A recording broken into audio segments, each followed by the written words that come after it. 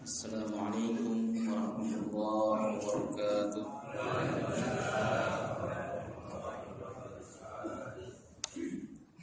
Alhamdulillahilladzi hadana lihada wama kunna linahtadiya laula an hadanallah. Asyhadu an la ilaha illallah wahdahu la syarika lah wa asyhadu anna Muhammadan abduhu wa rasuluh. Allahumma fassalli wa sallim wa barik ala hadzal nabiyil karim sayyidina Muhammadin wa ala alihi wa sahbihi wa man tabi'ahu ila yaumiddin. Amma ba'du fa ya ibadallah usikum nafsi wa iyaya bi taqwallah wa ta'atihi la'allakum tuflihun. Lianna Allah ta'ala yaqulu fi kitabihil aziz wa huwa asdaqul qailin. A'udzu billahi minasy syaithanir rajim. Ya ayyuhalladzina amanu taqullaha haqqa tuqatih wa la tamutunna illa wa antum muslimun. Alhamdulillah, atas limpah nikmat yang diberikan Allah Subhanahu wa taala kepada kita semua, sehingga pada kesempatan pagi hari ini kita masih bisa melaksanakan ibadah salat subuh berjamaah, disambung dengan berhalaqah bersama, duduk di majlis ta'lim dalam rangka mengharap ridha Allah Subhanahu wa taala, dalam rangka menghilangkan kejahilan kita dan bersama-sama untuk membahas agamanya Allah Subhanahu wa taala. Salawat dan salam semoga senantiasa tercurah atas nabinya Rasulullah Muhammad sallallahu alaihi wasallam beserta seluruh keluarga beliau, sahabat, kerabat dan pengikutnya, serta kita semuanya ya insyaallah istiqamah di dalam menjalankan dan mengerjakan sunnah-sunnahnya hingga akhir zaman nanti. Jamaah yang dimuliakan oleh Allah Subhanahu wa taala, kembali kita akan membahas kitab Tanbihul Ghafilin karangan Abu Lais As-Samarqandi. Kitab ini merupakan kitab yang membahas tentang akhlak, tentang perilaku kita kepada Allah Subhanahu wa taala, adab-adab kita kepada Allah Subhanahu wa taala dan juga kepada makhluknya.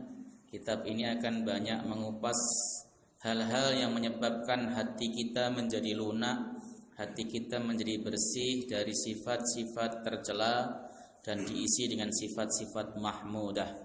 Jangan heran nanti kalau di dalam kitab Tanbihul Ghafilin kita akan banyak dapati hadis-hadis dhaif, karena jumhur ulama berpendapat bahwa hadis dhaif itu yusta'malu fi fadailil a'mal, boleh dipakai dalam rangka fadilah amal dan juga boleh dipakai di dalam targhib wa tarhib. Ya, itu jumhur. Nanti akan saya jelaskan di tengah pengajian tentang kehujahan hadis dhaif menurut para ulama. Insyaallah pada kesempatan pagi hari ini kita masih membahas tentang masalah atau membahas pada bab kematian, bab maut. Bab kematian memang selalu tidak mengenakan untuk dibahas, selalu tidak mengenakan untuk didengarkan, tetapi kematian harus selalu diingat karena Nabi sallallahu alaihi wasallam mengatakan kafa bil mauti wa'idha, cukuplah mati sebagai juru nasihatmu. Oleh sebab itulah maka kita harus menggunakan mati itu sebagai juru nasihat kita. Bismillahirrahmanirrahim. Hadatsana Muhammad bin Fadal, hadatsana Muhammad bin Ja'far, hadatsana Ibrahim bin Yusuf, hadatsana siapa itu kelihatan matanya. Hadatsana An-Nadr bin Haras anil Hasan anin Nabi sallallahu alaihi wasallam. Qala, berkatalah Rasulullah Muhammad sallallahu alaihi wasallam, qadru syiddatil mauti wa qarabihi 'alal mu'minin ka qadri 300 darbatin bisyayf. Kadar dahsyatnya kematian, ya. Kadar dahsyatnya kematian, rasanya maut itu seperti kita dipukul dengan pedang, dibacok dengan pedang sebanyak 300 kali. Jadi di dalam hadis ini dijelaskan bahwa rasa dahsyatnya mati itu seperti kita dicacah-cacah dengan pedang 300 kali. Pernah Bapak kena pisau? Sakit enggak? Padahal yang kena itu sedikit, yang keiris sedikit. Itu seperti orang yang dibacok 300 kali. Hadis ini diriwayatkan juga oleh Al-Imam Al-Ghazali di dalam kitab Ihya'i Ulumuddin, lalu dikomentari oleh Al-Alamah Al-Iraqi di dalam Tahrij Ihya-nya. Beliau mengatakan hadis ini riwayat Ibnu Abi Dunya ya, dengan sanad mursal, tetapi warijaluhu thiqat, sanad-sanadnya semua thiqah. Nah, hadis mursal itu adalah hadis yang diriwayatkan oleh para tabi'in. Para ulama berbeda pendapat tentang kehujahan hadis mursal. Di dalam kitab Taisirul Mustalahil Hadis karangan Dr. Mahmud Tuhan diterangkan jumhur ulama itu mengatakan hadis mursal tidak boleh dijadikan sebagai hujjah karena hadisnya dhaif. Akan tetapi madzahibil arba'ah, imam 4, Hanafi, Maliki, Syafi'i dan Ahmad bin Hanbal menerima kehujahan hadis mursal.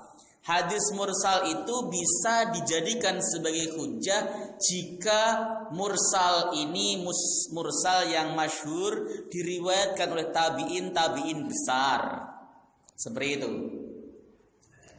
Nah, hadis mursal yang diriwayatkan oleh tabi'in ini bisa bermakna mursal marfu'. Kalau kita baca kitabnya Al-Hawi lil Fatawi karangan Al-Hafidz As-Suyuti, kita akan dapati istilah mursal marfu'. Mursal marfu' itu hadis mursal yang diriwayatkan oleh tabi'in tapi maknanya marfu' dari Nabi SAW. Hal itu apabila konten hadisnya itu bukan merupakan produk ijtihad, bukan merupakan hasil pemikiran para tabi'in itu sendiri. Misalnya tentang perkara-perkara ghaib, itu bukan khobar yang kemudian dikarang oleh tabi'in. Makanya seperti hadis yang menerangkan dahsyatnya kematian itu tabi'in tidak bisa ngarang. Pasti kata Asyuti, tabi'in ini mendengarkan konten hadisnya dari sahabat dan sahabat ini mendengarkan dari Rasulullah SAW. Sebab materi yang disampaikan materi gaib, tidak ada yang tahu perkara gaib selain Allah dan Rasulnya, dan Rasulnya ini pun diberikan informasi gaib sangat sedikit oleh Allah Subhanahu wa Ta'ala.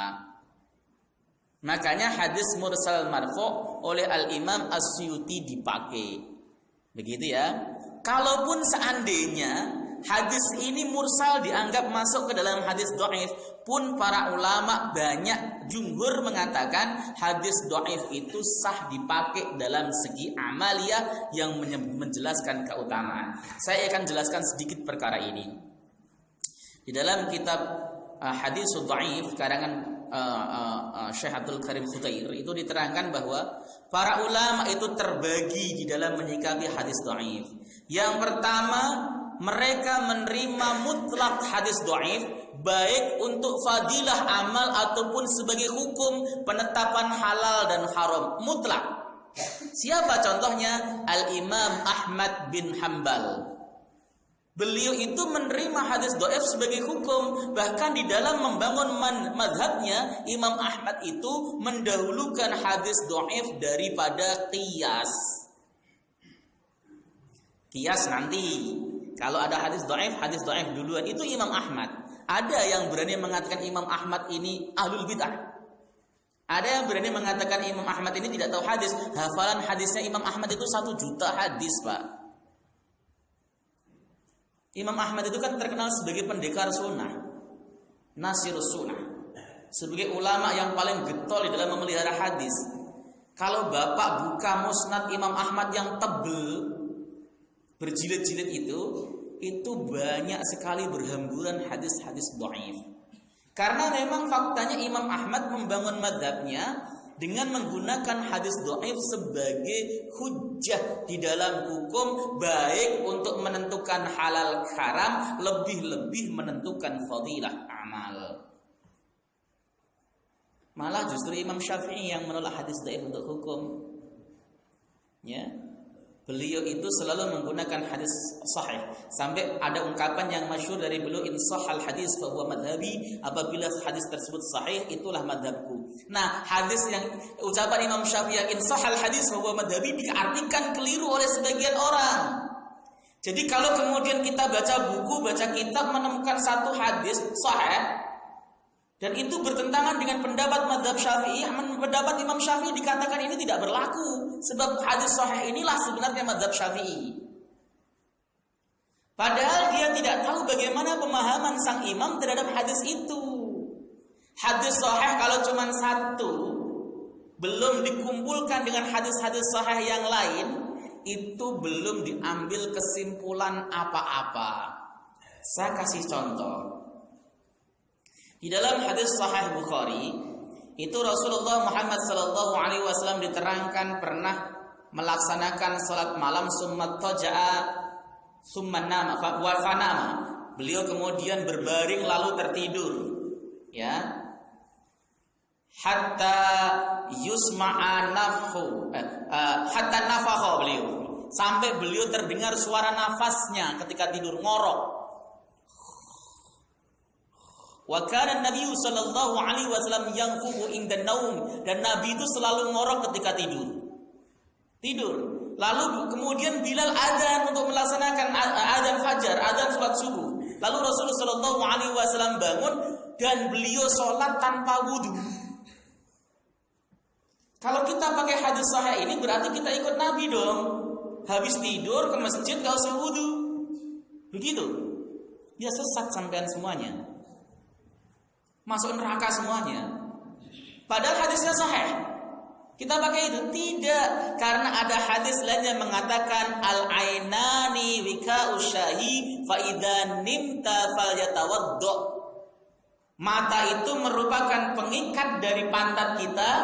Artinya kalau matanya melek dia tidak akan terjatuh, kalau dia tidur terjengkang. Gitu kan? Kalau kalian tidur, maka berwudulah, itu perintah Nabi. Dan ternyata para imam memahami hadis yang Nabi bangun lalu tidak melaksanakan wudu terus sholat itu hadis min khosaisin Nabi sallallahu alaihi wasallam, termasuk dari kekhususan Rasulullah Muhammad sallallahu alaihi wasallam. Makanya jangan gegabah. Kan sudah dimarahin Ibnu Rajab Al-Hambali. Kalau antum menemukan hadis sahih lalu bertentangan dengan pendapat madhab, jangan buru-buru buang pendapat madhab itu. Para imam itu ngumpulin hadis di sini, di kepala, hafal.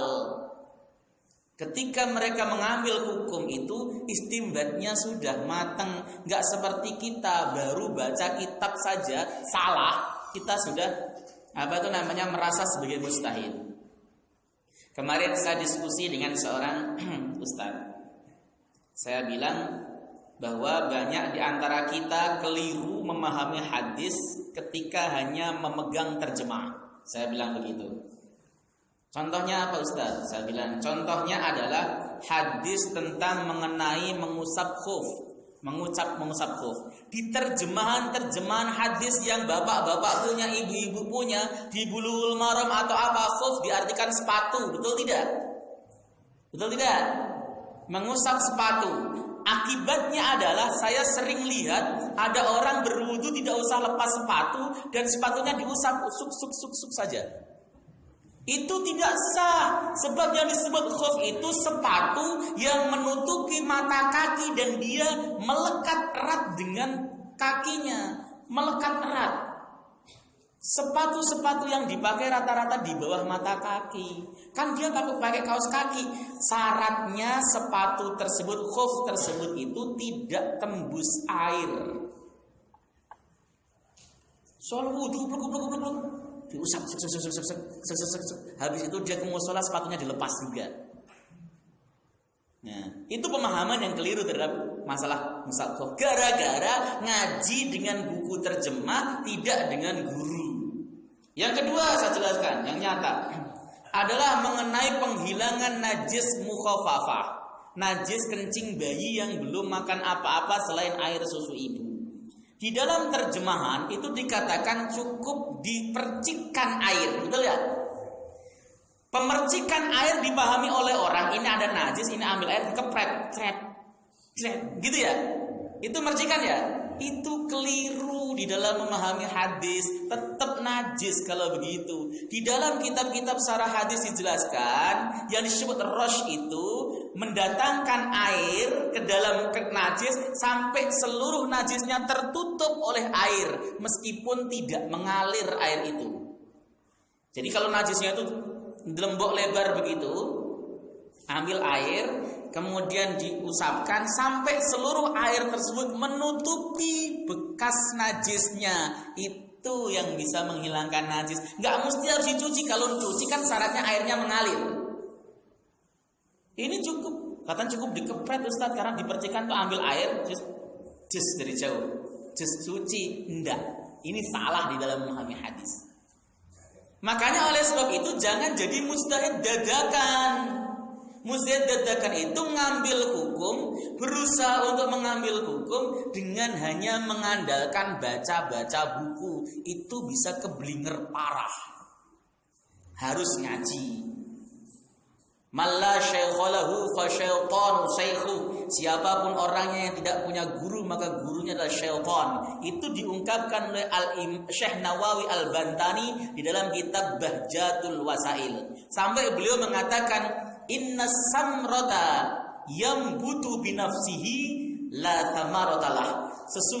Inna syajarata yambutu binafsihi la thamaratalah. Sesungguhnya tumbuhan yang tumbuh dengan sendirinya, nggak ditanam, itu nggak bisa berbuah. Ketika dia berbuah, ya tidak enak. Jeruk misalnya, numbuh sendiri, nggak dirawat, nggak dikasih pupuk dan sebagainya, nggak bisa berbuah. Kalaupun berbuah, ya nggak enak. Salak misalnya, bapak nanam salak dilemparin aja ke kebun gitu, kira-kira berbuah nggak? Enggak. Kalaupun berbuah, buahnya nggak enak. Orang juga sama, kalau dia ngaji tanpa guru, ya nggak enak. Ngomongnya jelekit, ya akhlaknya buruk, kelakuannya jelek, tingkahnya keminter, jalannya ditegak-tegakin kayak orang yang paling alim di muka bumi ini. Akhlak itu penting, begitu. Nah makanya belajar hadis juga begitu. Nggak kok kemudian nemu hadis ini sahih, harus kita pegang. Ini pendapat ulama, ini ulama ini semuanya nggak sah dan sebagainya. Antum yang salah jalan. Saya kasih tahu Pak, jalan yang sudah ditapaki oleh banyak orang, sudah dilewati banyak orang, itu jauh lebih aman dibanding nyari jalan sendiri. Juga di dalam masalah ilmu hadis, madhab 4 itu sudah cukup, begitu. Terus kemudian ada pendapat ulama yang menjadikan hadis dhaif itu hanya sebagai fadilah amal, tidak untuk hukum. Ini pendapat jumhur. Di antaranya ada Al-Imam Asy-Syafi'i, Ibnu Hajar Al-Asqalani, Al-Imam An-Nawawi, Al-Hafidz Al-Baihaqi, Al-Imam Hakim, An-Naisaburi, hampir seluruh ulama. Yang ketiga, ulama yang menolak mutlak hadis dhaif sebagai dasar hukum. Tadi kalau yang menjadikan hadis dhaif sebagai fadilah amal termasuk Al-Bukhari. Al-Bukhari itu di dalam Adabul Mufrad itu banyak hadis dhaif. Jadi menerima untuk fadilah amal. Kalau ulama yang menolak sama sekali hadis dhaif tidak boleh dipakai untuk apapun. Ini dhaif, buang. Pembesarnya itu adalah Al-Imam Muslim bin Hajjaj, pengarang Sahih Muslim. Lalu kemudian diikuti oleh ulama sekarang, Syekh Nasruddin Al-Albani dan yang lain sebagainya. Itu. Jadi kalau begitu itu khilaf. Jangan benci kalau ada orang menyampaikan hadis dhaif. Bisa jadi dia mengikuti ulama-ulama yang memperbolehkan. Jangan adu para ulama alim mana, nggak boleh. Di dalam mengamalkan ijtihad ulama itu tergantung antum mantep yang mana. Begitu. Kita lanjutkan. Saya menjelaskan masalah hadis tadi. Hadis ini memang mursal, tetapi hadis ini semua sanadnya sahih dan itu bukan perkara ijtihadiyah, bukan produk akal manusia, maka hadis ini mursal marfu' dan itu diterima sebagai hujjah bahwa dahsyatnya mati itu adalah seperti 300 kali bacokan pedang. Saya nggak membayangkan bagaimana sakitnya mati. Makanya oleh sebab itu banyak orang yang kita lihat pas syakaratul maut itu megap-megap gak karu-karuan. Mungkin juga ketika dia di dunia ada dosa yang ia belum sempat ditaubati, maka dia diberikan syakaratul maut yang dahsyat. Akan tetapi perlu Bapak Ibu ketahui, dahsyatnya syakaratul maut itu bukan indikasi seseorang su'ul khotimah. Ya, dahsyatnya syakaratul maut itu bukan indikasi seseorang itu su'ul khotimah. Antum misalnya tempat seorang ustaz, seorang kiai matinya sulit,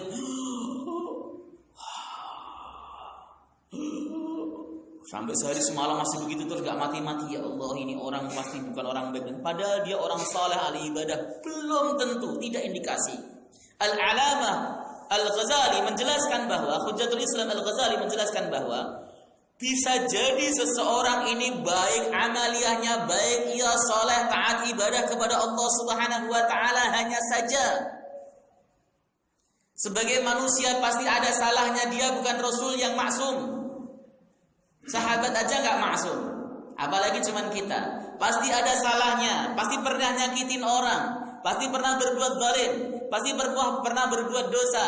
Maka dosanya tersebut ditimpakan kepadanya menjelang matinya saat sakaratul maut, susah tersiksa pada saat sakaratul maut, supaya dia bisa langsung menikmati semua pahalanya saat memasuki gerbang akhirat. Tapi sering kita lihat ada orang brengsek, karu-karuan dan sebagainya, matinya senyum.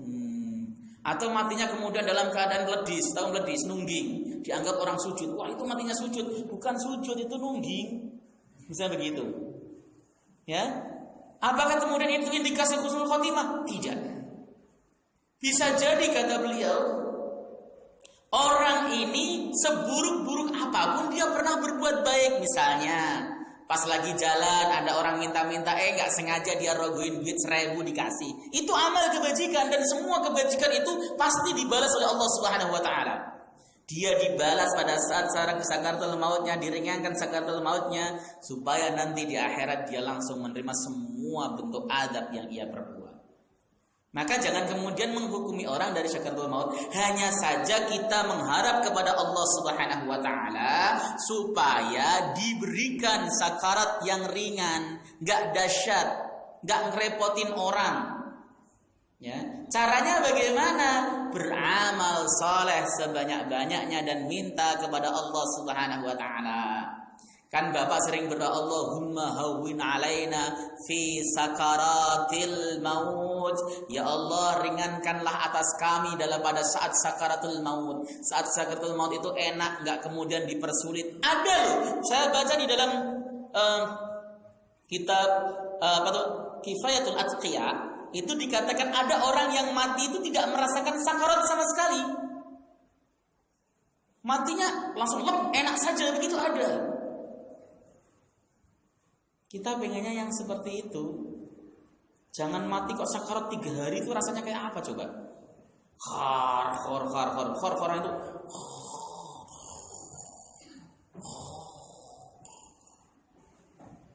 Kalau ada yang kayak gitu, Pak, bacain surat Yasin. Insya Allah cepat. Itu dikemukakan oleh Al-Imam Ahmad bin Hanbal. Kalau ada orang mau sekarat mati, bacain aja surat Yasin. Itu mujarab. Imam Syafi'i itu adalah orang yang mengatakan bahwa bacaan Quran tidak akan sampai kepada mayit. Jadi kalau kemudian ada orang mati dibacain surat Yasin, kemudian dikatakan sampaikan pahala ini kepada si fulan, kata Imam Syafi'i tidak sampai. Yang pendapat sampai itu Imam Ahmad bin Hanbal sampai. Tapi ketika Imam Syafi'i wafat, murid-muridnya baca surat Yasin semuanya. Dan tidak ada satupun yang ingkar. Artinya ini khilaf muktabar dan boleh dipakai oleh siapapun. Loh, antum berarti bukan mengikuti Imam Syafi'i dong. Yang dimaksud ikut Imam Syafi'i itu bukan ikut seluruh pendapat Imam Syafi'i, tapi ikut metode beristimbatnya Imam Syafi'i. Kita Syafi'iyah itu bukan ikut kepada Syafi'i doang, tapi ikut ulama-ulama ashabus Syafi'i. Begitu. Mazhar hadirin yang dimuliakan oleh Allah Subhanahu wa taala. Kalau kita tahu dasarnya mati, maka qala al-faqih, berkatalah al-faqih as-Samarqandi rahimahullahu taala, man ayqana bil mauti wa alima annahu nazilun bi la mahalata fala budda lahu min al-isti'dad lahu bil a'mal salihah. Seseorang yang meyakini kematian, bahwa kita akan mati pasti, Pak. Karena pelajaran itu sudah ada di depan kita. Setiap saat kita lihat saudara tetangga mati, satu